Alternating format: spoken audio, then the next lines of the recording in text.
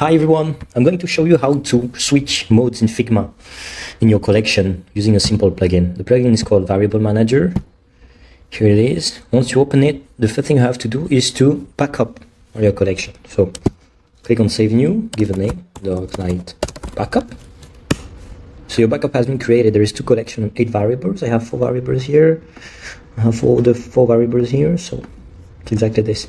Once you did that, you just need to change your mode names here as you would like, okay, and click on Restore.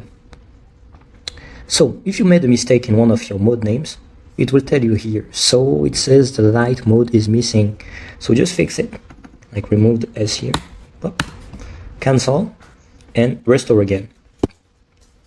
Bam, it's changed the mode.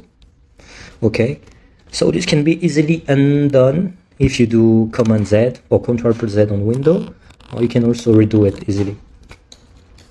And that's it. I hope you enjoyed this video and it will help you.